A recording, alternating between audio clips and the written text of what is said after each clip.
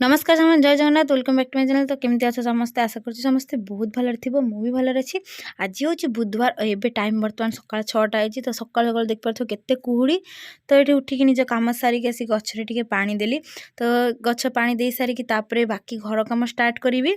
आउ सब घर कम प्राय मोर कम्प्लीट हो गला।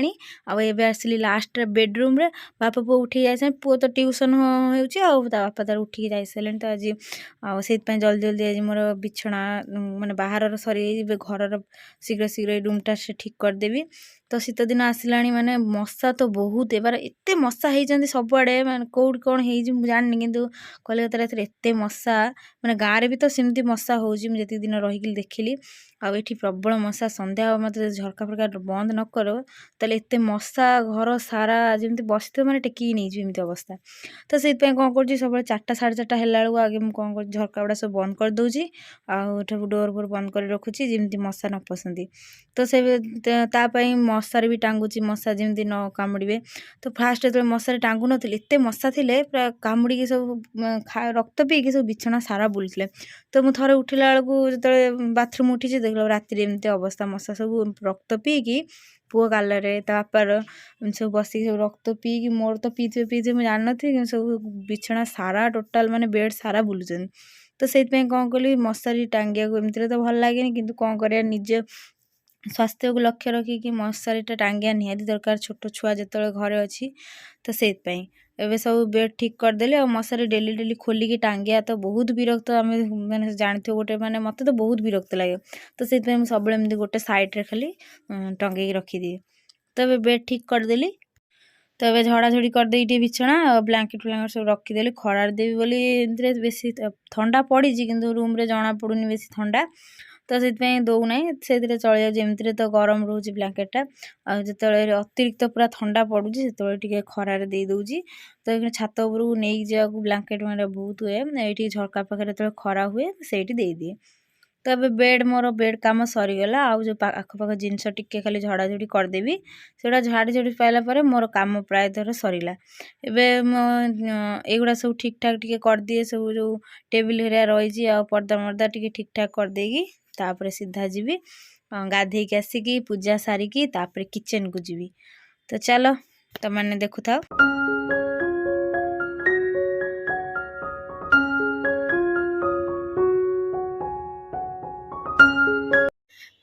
एबे टाइम बर्तमान 11:30 है। तो घर काम तो सब कंप्लीट ठाकुर पूजा सब कंप्लीट। तो एबे कौन करी जाऊँगी रोषे करी प्रथम रोषे करा पूर्व कौन खाइबी भोक लगे बहुत जोर से भावी अंडा मैगी करी। तो चलो किचन को जीवा आज जेहेतु बुधवार आज कौन रोषे भी देखेबी। तो चलो किचन आड़ को जीवा।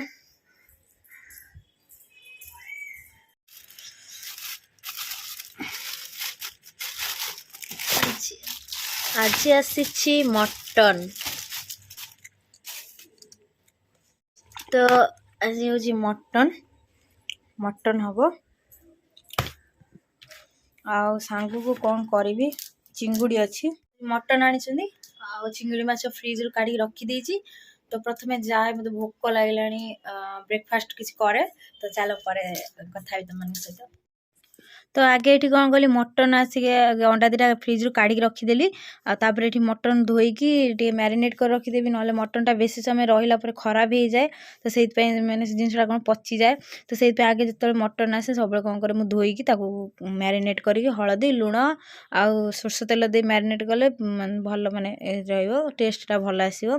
तो से सब कौन करे आगे मैरिनेट करके रखीदिए आउे एपटे बस मैंने रखीदेकी एपटे कौन करी मैगी प्रिपरेशन करी अंडा मैगी करी। तो मैगी बसई देवी सांगे सांगे तापर मैगी बसईकी बाकी सब काम माने जो खाई सारा पर सब कटाकटी स्टार्ट करी।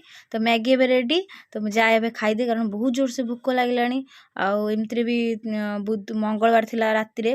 तो मंगलवार राति किसी खाई नी मतलब बहुत भोक लगे खाली पुचका खाई रही आठी सब आलू भजा ये रखीदे। तो चिंगड़ी करी बोली भाभी देखे जदि टाइम है ताले करी ना एक्चुअली बहुत लेट हो गला मटन हवा को भी लेट हम। तो मो हजबैंड कहले करिया दरकार नहीं चिंगड़ी खाली मटन करिया भाई। ତ ଏବେ ସବୁ କଷାକଷି ମଟନ୍ ହେଇଗଲାଣି ପ୍ରାୟ, ଆଉ ପାଣି ଦେଇ ସାରିକି ତାପରେ କିଛି ସମୟ ଫୁଟେଇକି ତାପରେ ଅଳ୍ପ ଗ୍ରେଭି ରଖିବି, ବେଶୀ ଗ୍ରେଭି ଭଲ ଲାଗେନି। ତ ଆଜିର ବ୍ଲଗ୍ଟି ଏଇଠି ଶେଷ କରୁଛି, ଆଶା କରୁଛି ସମସ୍ତଙ୍କୁ ଭଲ ଲାଗିଥିବ।